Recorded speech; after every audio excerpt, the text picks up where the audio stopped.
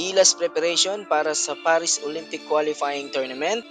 And latest news dito kay Kai Sotto kung saang team siya maglalaro, and meron na nga bang napili itong si Kai Sotto.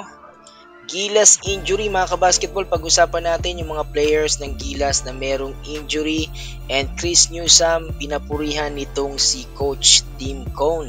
Yan po yung mapag-uusapan natin mga kabasketball, pero bago po yan, sana po kayo ay mag-like, subscribe at mag-share sa ating videos. Ito po si Super Chris TV. Kabasketball, pangatlong team na ito nitong si Kai Sotto dito sa Japan B-League. Una siya naglaro dito sa Hiroshima Dragonflies bago rito sa Yokohama B Corsairs.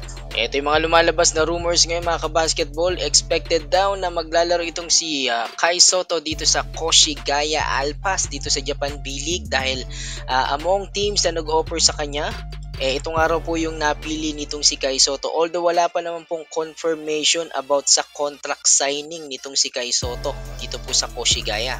Nagre-ready na rin itong si Kai Sotto para sa paparating na FIBA OQT. And yung kanyang performance will solidify his chance to make it to the NBA mga kabasketball dahil marami ang mga scouts yung manonood sa kanya dyan sa Latvia. And syempre big role din yung gagampanan nitong si Kai Sotto dito sa Gilas as a big man dahil marami nga tayong injury dyan. Dahil out na nga itong si AJ Edu, and then ito pong si Japet Aguilar, and then itong si Junmar Fajardo. Alam natin kagagaling lang sa injury niyang mga yan although naglalaro na sila. Hindi lang yan maraming big man dito sa Europe, dito sa OQT yung nag-aabang dito kay Kai Sotto. And then balita natin na malalaki at dalawang big man yung itatapat ng Poland dyan at ng Turkey dito kay Kai Sotto. Last season mga kabasketball, 34 games yung pinaglaruan dyan ni Kai Sotto dito sa B-League.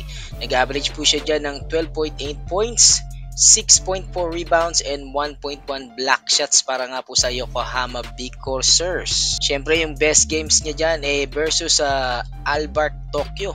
Gumawa po siya dyan ng 28 points, 12 out of 15 shooting, and then kumuha po siya ng 6 na rebounds. So yan abangan po natin itong si Kai Sotto dito nga po sa paparating na Olympic Qualifying Tournaments. Ayan. Ito, concern naman itong si Coach Tim Cone na dito sa mga injury ng Gilas players. Nagsimula yan dito kay Jamie Malonzo at saka dito kay AJ Edu. Ngayon, mukhang ito namang si Scottie Thompson yung nasa injury. And questionable na ngayon yung paglalaro niya dito sa ating Team Gilas Pilipinas.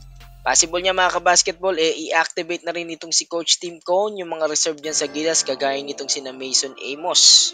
So dito papasok yung kahalagahan nitong mga players natin sa point guard, lalo na itong si Chris Newsome at ito pong si Dwight Ramos. So speaking of Chris Newsome, pinapurihan niya nitong si Coach Tim Cone.